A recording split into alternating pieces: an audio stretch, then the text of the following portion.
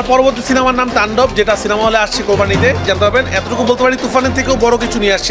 মানে এইখানে কাজ নিয়ে কথা বলতে চাচ্ছি না, অভিনয়টা তো আসলে যেহেতু এত বছর ধরে আছি অভিনয়ের মানে ওর মধ্যে, সো অভিনয়টার সাথে এক ধরনের একটা মানে আত্মার একটা পৌঁছবে, বাট আই থিঙ্ক যে এটা হচ্ছে মানে শুরু হলো, এটা শেষ না, এটা শুরু হলো। যে আজ থেকে গত বছর